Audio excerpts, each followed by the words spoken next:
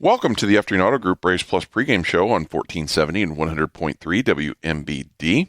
Tonight, Bradley goes back on the road to Des Moines, Iowa, where they will face the Drake Bulldogs at 5 o'clock.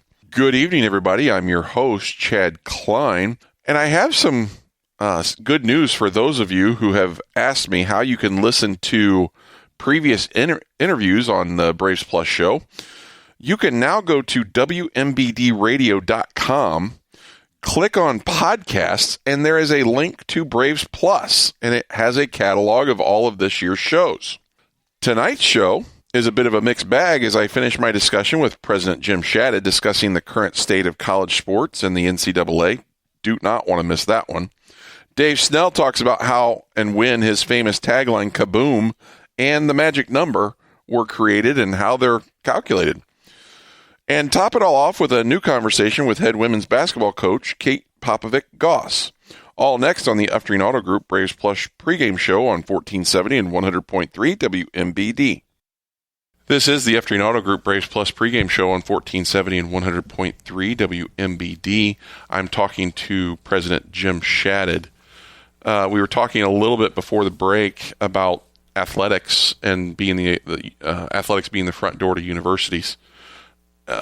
The reason I bring that up, and I think we're all a little bit concerned, anyone watching college sports right now, is the current situation with NCAA athletics sustainable where we're at right now? Well, I think you get a wide range of opinion on that, depending on whether you're a Bradley or a Drake, or whether you're Alabama or Ohio State. That's fair. But I believe for the Bradley universities of the world, and that doesn't just include schools just like us. Mm-hmm. I mentioned Drake, but I'm thinking the DePauls, the Butlers, who you just mentioned, and frankly, the majority of universities or colleges. It's going to be stressful trying to sustain and give our student athletes the experience we want for them. 14 Division I sports. Yeah. And I don't feel that the universities have caused this strain. I feel the current state of the NCAA has caused this stress. So I'm going to change it on you a little bit there. I know that we're talking about the NCAA model, mm-hmm. and let me just kind of quickly explain that. The NCAA model, mm-hmm. to be Division I, mm-hmm. if you're non-football, you have to have 14 sports. And if you have football at your school, you have to have 16 sports. That's my understanding. Okay. That model was created in 1973. Mm-hmm. And the reason I bring up the year 1973, number one, I was born in 73. Good year. Okay. But secondly, there have been so many changes in college sports over the last even 5 to 10 years. Mm-hmm. We're living by a model that was built 40, 50 years ago. Mm-hmm. And I've heard rumblings, again, through talking to Mitch Gilfillan, sports attorney, that there's concern from smaller and mid-major schools of not being able to continue at the current level. College athletic departments are struggling across the country. What we see on TV, unfortunately, from the big conferences is not really reality for most universities. And in some cases, it's not even reality for their entire conference. Really? I'm just saying out loud here that maybe because TV revenue. Sure. But clearly, can Northwestern compete financially and raise the money they need to raise, but for the TV revenue with Ohio State? Yeah. Right? So I think there's probably tension within their leagues as well.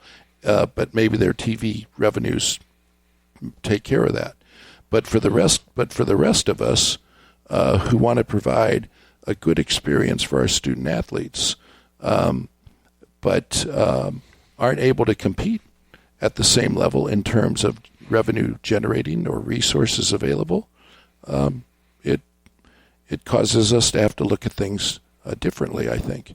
And differently, I mean, you used 1973. That was, 52 years ago? Yeah. Well, your math's better than mine. Right? So, I mean, look how the world's changed. Yeah. Just today, I mean, we've only had the college. Now, I know the NCAA doesn't control the college football series, right? FCS. But that's, I mean, what did we have? 12 teams? 12 teams. This is only first year, right? That we've had 12 teams, yes. And now they're already talking about 16 or 24, and the two conferences are debating it, and they're the ones that are going to decide it. And the NCAA has nothing to do with it. And the NCAA has nothing to do with it. So the world's changed, and whether the NCAA has lost control of that world or whether the NCAA has lost their ability to operate the entire United States of college basketball probably is debatable too. But I think that each conference needs to have a discussion on what's right for their conference given the landscape. And so, and I think you kind of touched on this, but I'm going to ask the question is, there's going to have to be some hard conversations within college athletics and conferences and individual schools, and they're going to have to think differently. They are going to have to think differently. They're going to have hard conversations, and I don't know if there's any one right answer, and I certainly don't have all the answers, but the bottom line is we want to have all of our athletes have a good experience as student athletes, but we also want them to be able to compete at a high level, and how we make that happen is, I think, now the discussion point. So I'm going to go off topic a little bit, but kind of, because this just came to me. This happened in the last couple days. Carson Beck, who will be competing tonight for a national championship in football. Right. And I struggle with this, and I don't know the whole story, and I've heard a little bit of tidbits as it goes. But a reporter asked him about the difficulties of competing in a national championship and doing that with school. He's like, I graduated 2 years ago from Georgia. And I don't think it was, I don't know the ending of that story, but is it a concern? Because remember, NCAA is about student athletes. How do you feel? Or do you have a take on that? Well, I feel like Carson Beck and all the others, whether we agree that a person that's been 7 years in college should still be playing college, that's a debate there, or that's opinions for sports radio. The fact is he's playing within the rules. Okay, that's fair. He's playing within the rules that have been set, and so I think the discussion is whether this is sustainable going forward and I'm concerned about Bradley University. That is a fair take. And with that, I will let you go, President Shadid. Okay. Thank you so much for joining us. I appreciate it. This is the F-Train Auto Group Braves Plus pregame show on 1470 and 100.3 WMBD. This is the F-Train Auto Group Braves Plus pregame show on 1470 and 100.3 WMBD. I have the opportunity to talk to Coach Kate Popovich. Popovic or Popovich? Popovic Goss. Popovic Goss. Thank you very much. You played basketball at Pittsburgh and then moved on to Northwestern. Yeah. In today's transfer portal era, I find that interesting. Yeah. What was your particular reason for wanting to move from one school to another? You know, it's interesting. So when I was getting recruited out of high school, I was very much attached to the idea of not leaving or going very far from home. And I was, top 100, top 150 kid out of high school. And I grew up in a region of Ohio where I was connected to a lot of different institutions and universities. I grew up in Northeast Ohio. I wanted to go to an urban environment. I wanted to go to a good school, and Pitt's an hour and 15 minutes from where I grew up. Wow. It was the only visit I took. It was the only school I looked at. And as I look back in time, man, did I make a lot of mistakes in recruiting. But at that time, Pitt was a program on the rise. It fit a lot of boxes. And I committed there, but I didn't really pay enough attention to the style of play. And I think that ultimately it became a decision where I stayed for 2 years. And I recognized style of play, the league probably should have looked at the Big Ten a lot closer when I was there. I was an old school back to the basket, kind of elbow you in the throat type of kid.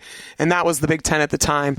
And so, it was so different then because you really had to think about transferring.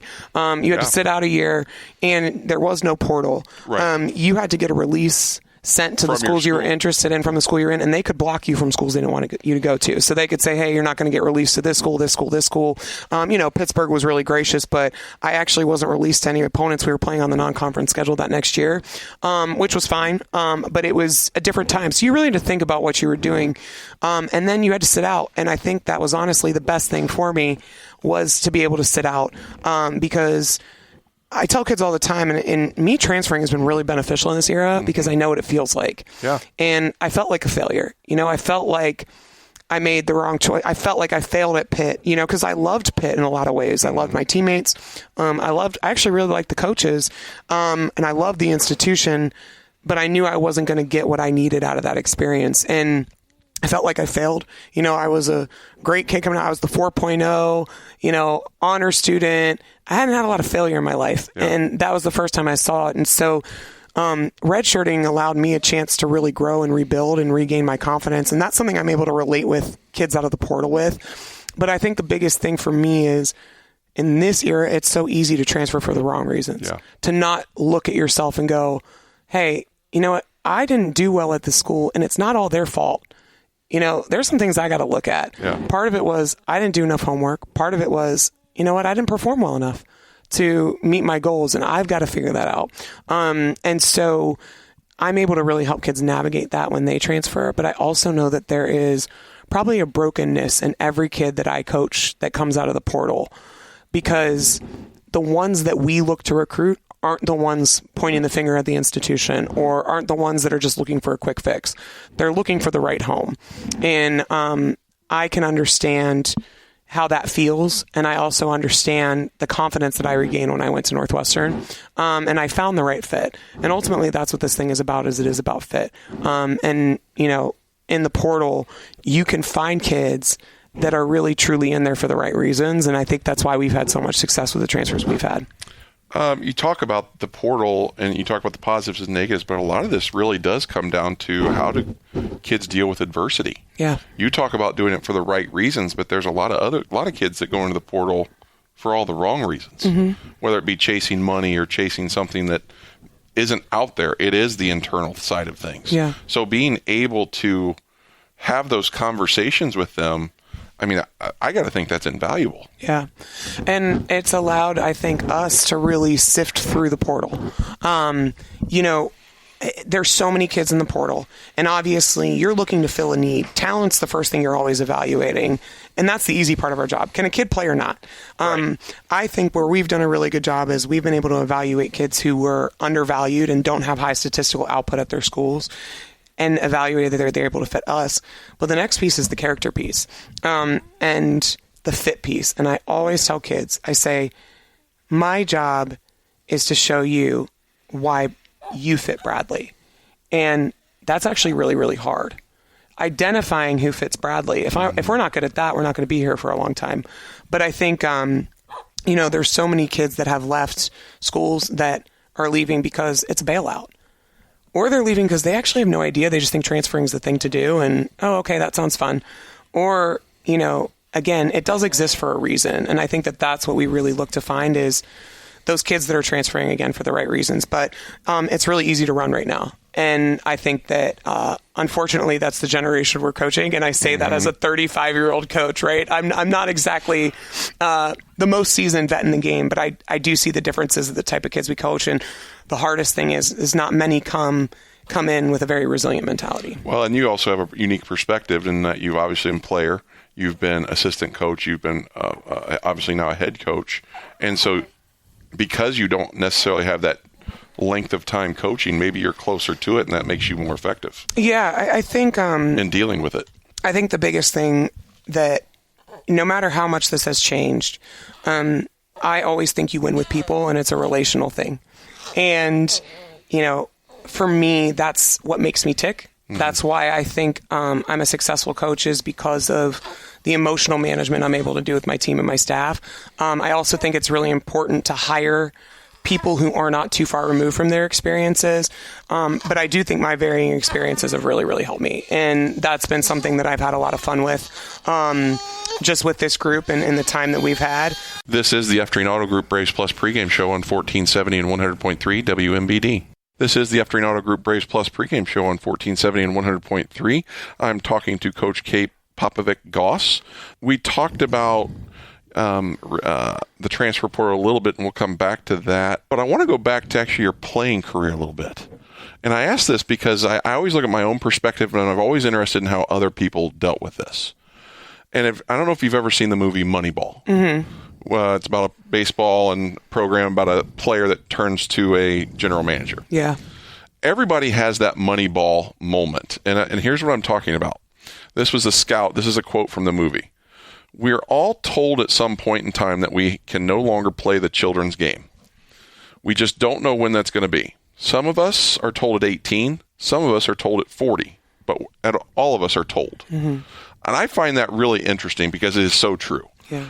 There is only a small few that are able to go on to professional, or other people decide to go on to coaching. But can you talk to the point of what was your Moneyball moment?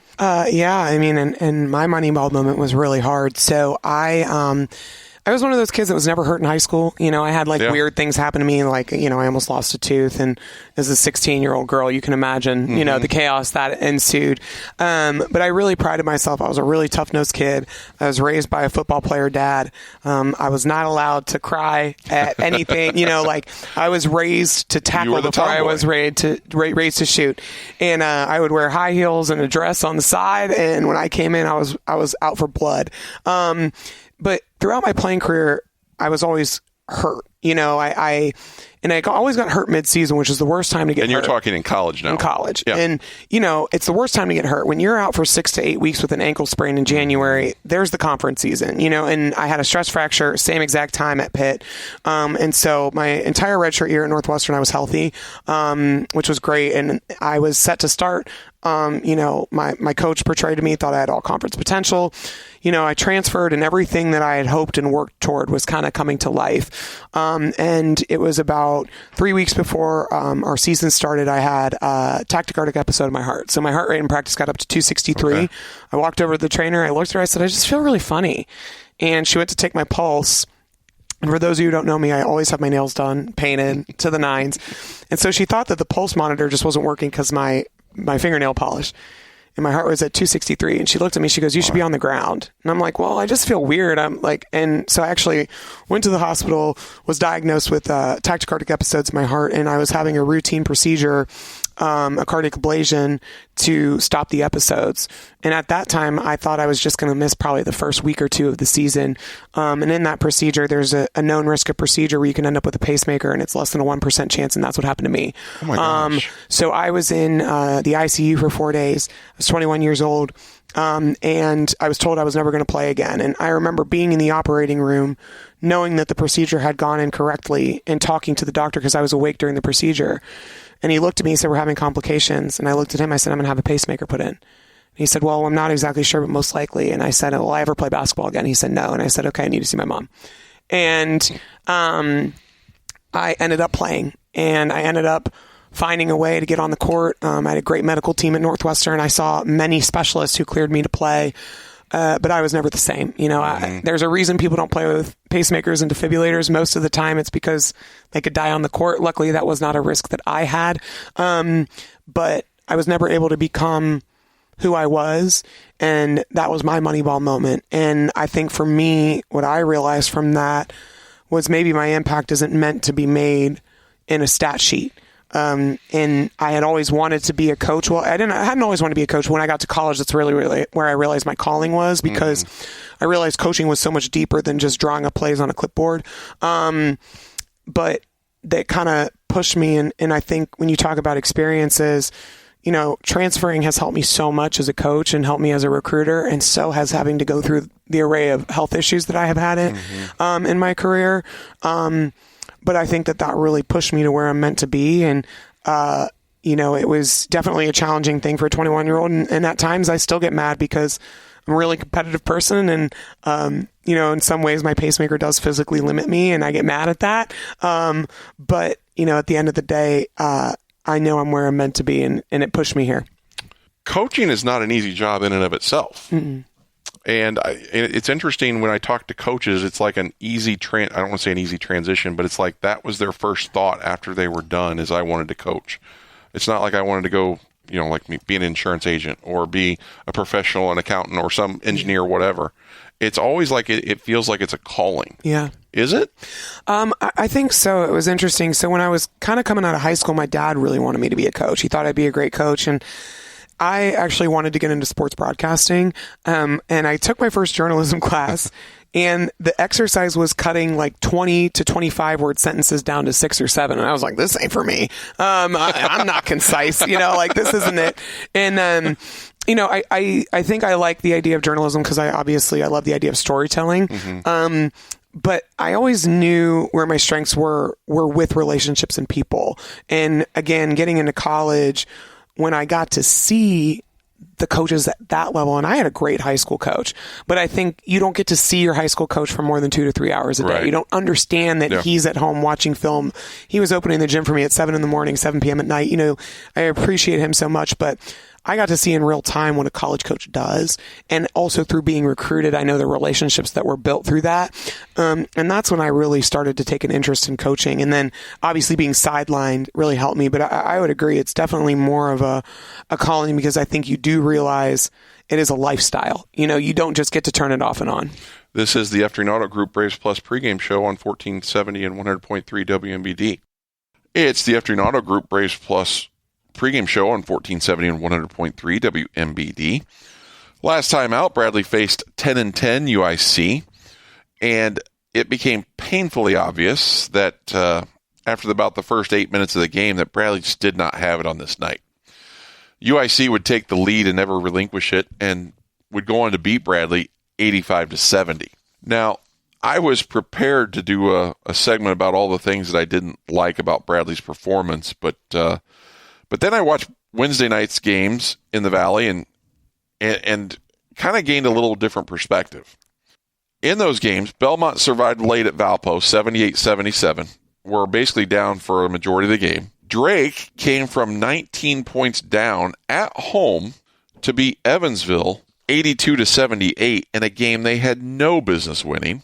And in the nightcap, Illinois State won at Murray State 70-65, handing the Racers their third straight loss. Now, after watching all this, it gave me different perspective. So I started to do a little homework and look at the conference standings and see where things stand. So here you go. Belmont's at 9-2. They've got 4 road wins, which is big. They probably have the toughest remaining schedule, or the second toughest remaining schedule in the Valley to close out the conference season.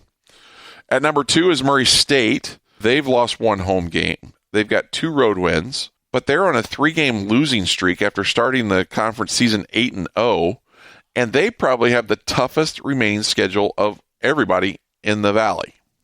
At number 3, there's 3 teams, UIC, Illinois State, and Bradley. UIC is they're on a run right now. They're on a 7-game win streak, which happens to coincide with Elijah Crawford returning from injury. They've got 3 road wins. They have lost 2 games at home, but probably the most dangerous team right now in the Valley. Illinois State, after struggling, has kind of gotten back on the right side of things. Just won at Murray State to hand them their 3rd loss in a row. Bradley's at 7-4 as well. They've lost a home game, but they do have 2 road wins. And probably has one of the easier schedules in the Valley to close out the season. Drake sits at 6-5 at number 6. They've lost 2 home games. They have beaten Murray State at home, and they do have 3 road wins. So they've kind of had an up and down mixed bag. And finally, of the teams I'm going to talk about, UNI, they've lost 2 home games. They do have 2 road wins, but the issue for them has been injury. And the big injury for them was Tristan Smith. They are 1-6 since he went down with injury. So knowing these things, it made me kind of have some general comments. Number 1, Belmont and Murray State have 2 of the rougher or tougher remaining schedules to close out the Valley season. So number 1 and number 2 have to kind of go through the gauntlet if they want to stay there.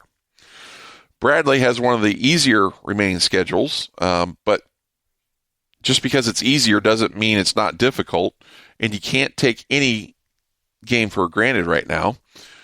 UIC is just playing really well, winning close games, winning going away. They're on a 7-game win streak, so got to be very aware of them. And then I started to think about Bradley individually and what things we need to look at. First and foremost, the positives. All 4 Bradley losses in Valley play have come against top 5 opponents, so they don't have that bad loss against a lower division team. Bradley has a favorable home schedule against remaining top 5 opponents. They have 4 games left against the current top 5, and 3 of those are going to be at home, which should give them an advantage. With a win at Drake, the Braves would be 2 games up on the 6th place Bulldogs, and they would have swept the season series. So those are the positives. The negatives, besides Evansville, Bradley is the only Valley team that doesn't have a win against a top 5 opponent. All other top 5 opponents right now, that would be Belmont, Murray State, UIC, Illinois State, and Bradley. Of those 5, besides Bradley, which we said does not have any top 5 wins, the other 4 have at least 2 against top 5 opponents. So there is work for Bradley to do. They've obviously got to make some improvements on the offensive and defensive ends. On offense, they need to be better shooting. On defense, they've just got to they've got to find a way to keep opponents in the 60s or 70s. If games get into the 80s, it's going to be a no-win for Bradley. They are currently 0-5 when opponents score in the 80s. The 2 exceptions to that are the overtime wins for Bradley, but that's kind of different. So those are the things I see when I look at the Valley standings. So up next, we have Dave Snell giving the scouting report for Drake on Braves Insight, followed by pregame comments from Coach Brian Wardle on the Uftreen Auto Group Braves Plus pregame show on 1470 and 100.3 WMBD.